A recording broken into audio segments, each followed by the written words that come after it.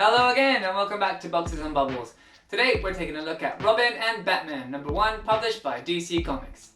Written by Jeff Lemire, art and colours by Dustin Nguyen, and letters are by Steve Wands. Jeff Lemire is a powerhouse of comics who seems to put out something new every week, and you may recognise the artist on this book's name, Dustin Nguyen. They worked together on the awesome Ascender and Descender comics, which were beautifully watercolour painted books.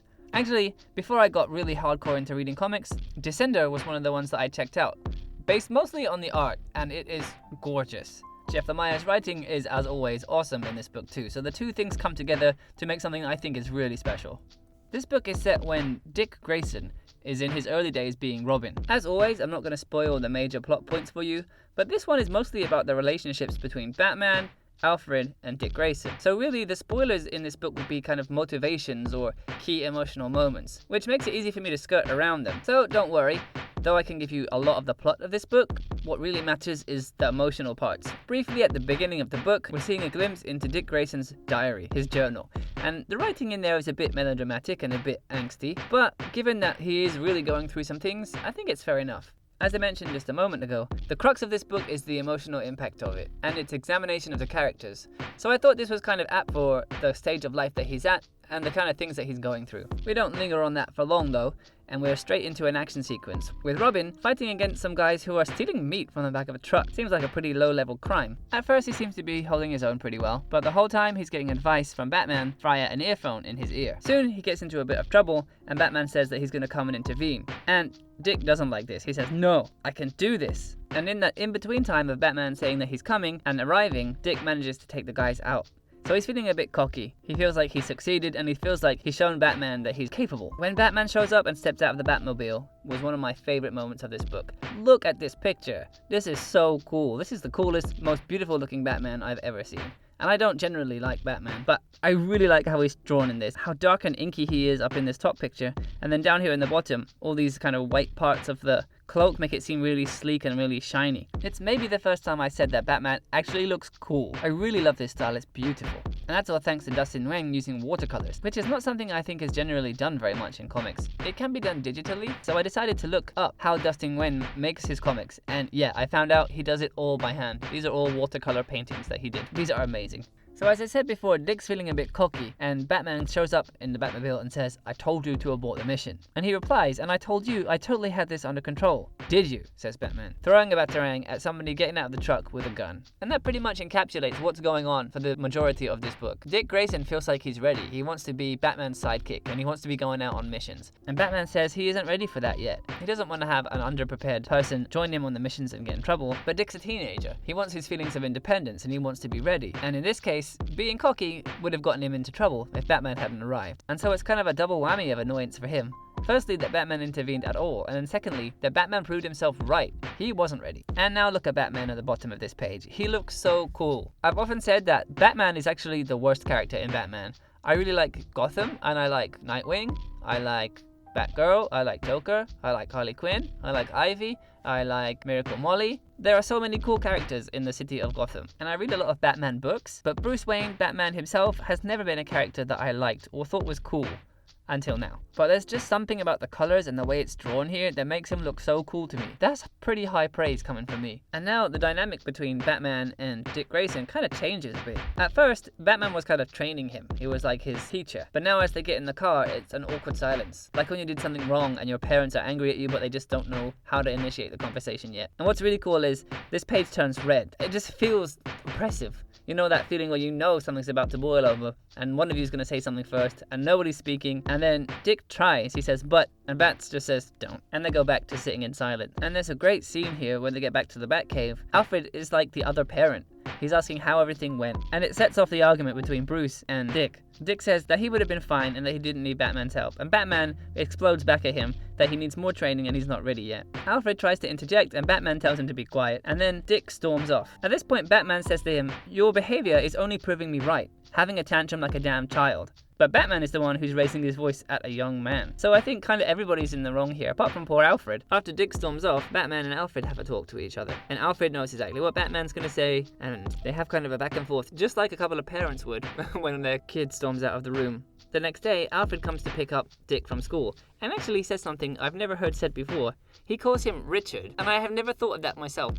I'm so used to just calling him Dick that it never occurred to me that Dick is actually short for Richard. And I wonder why no one else calls him Rich or Richard instead these days. But never mind. And whereas before we saw the relationship between Batman and Alfred, now we get to see Alfred and Dick's relationship. Alfred is kind to him and he's a bit sympathetic because he knows how Bruce is. He also doesn't sugarcoat anything. Dick talks about how maybe Batman's just testing him, and Alfred tells him no, he doesn't think so. He tells him, he had me destroy your suit today. And Dick is obviously very upset.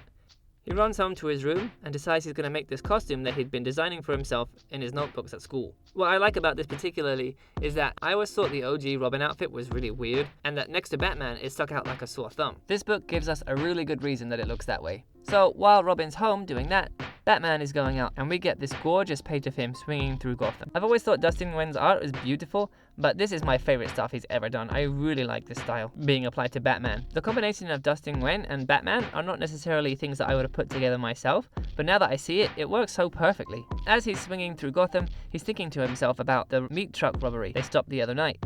He missed something. He missed a big picture, which is the very thing he railed at Dick for. Why, he's asking, are people robbing a meat truck? So he follows the people who did it, and he doesn't like what he finds. They go down into the sewer. And as you might have guessed, Dick Grayson is watching and tailing Batman, wearing a bright red suit and not getting caught. So once again, it's Dick feeling like he can prove to Batman that he's ready, being a bit cocky and saying like, no, I'm ready. I know you think I'm not, but I'm ready. However, after he follows Batman into the sewer, he gets himself into trouble again, and Batman has to rescue him. And once again, it's that clash of kind of the parental figure and the child, who the parent just wants to keep safe. Dick feels like he's ready, wants to show he's ready, and has a bit of success and feels a bit cocky, and then all of that gets blown away because he gets in trouble and needs to be saved again. So I can understand the frustration for Dick, but also for Batman, for having to deal with this kid who just won't listen to what's good for him. Again, back at the Batcave, Dick and Batman kind of argue amongst themselves, and Batman is also angry at Alfred for letting Robin escape wearing that outfit. Batman says, that outfit is ridiculous. How did you think you could go into combat wearing something like that? And Dick says, it's not ridiculous, it was my family's. And Batman says, I know it was. So there's kind of a moment of tenderness there. Even though Batman is angry at him, he's only angry because he wants to protect him.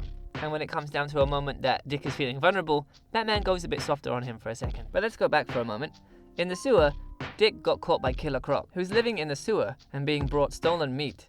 After this argument between Batman and Robin, Croc goes out of the sewer and he's hanging around an old circus ground, and he has a kind of flashback and he remembers the Grayson family and then himself coming up out of the sewer. So I don't know if this is some kind of alternate take on the past where Killer Croc is now involved with Dick Grayson before he becomes Robin, but it ends there. So I think there's kind of a remix or a reshuffle of the events at that time coming. And that's where the issue ends. The dialogue in here is so good. As I said before, the crux of the whole story is the emotional relationships between the characters, and the way they speak to each other is so well written. There's wrong on both of the sides of Batman and Dick Grayson, and poor Alfred is in the middle trying to mediate between the two of them. But what underpins it all for me is that they clearly all love and care about each other. The only reason that Dick is so desperate to be ready and to go out on missions is because he wants to go with Batman. He wants to be alongside him. And Batman is angry at Dick because he wants him to be safe. He wants him to be ready when he's actually ready. He doesn't want any harm to come to him. So while on the face of it, this is kind of a story about two people who are fighting with each other, all of it stems from a place of care. And I think this kind of relationship applies to any parent with a teenager. Who can honestly say that they've never had a fight with their parents when they were a teenager because they wanted to do something and their parents said no? And the parents only said no because they wanted to keep you safe, right? But when you're at that age, you can't see that. So what this is doing really well is kind of representing the relationship between a parent and a teenager through Batman. And that's a common thread through lots of Jeff Lemire's work, is family and relationships. So while Batman is sometimes an action-oriented book and it's about a guy taking down criminals, this time it's really about a familial relationship. And choosing this particular time in Batman's history to tell this story was a stroke of genius. The dialogue in here is really, really nicely written. The art is fantastic. And you really don't need to know much about Batman or Dick Grayson to read and enjoy it. I myself know Dick as Nightwing. I don't know much about his origins as Robin, and I feel like that's fine. I could read this and understand it perfectly well, without needing any of the history there. Jeff Lemire is giving all of these characters more emotional depth than I've seen in any other Batman book. And really, this is one of those books I would just tell anybody to read. You can read it fresh and understand it perfectly. It's beautiful, and the writing is fantastic. I loved this one, and I can't wait for some more. So, as you might have been able to tell from the review, I really like this book. The art is fantastic and the dialogue is great. I'm looking forward to some more. But, if you want to check out some more reviews of comic books that came out recently, make sure to have a look at the rest of the channel. And follow me at boxesbubbles on Twitter to hear about all the comics I read this week and didn't have time to make videos for. That's it for today, but I'll speak to you again soon. Bye!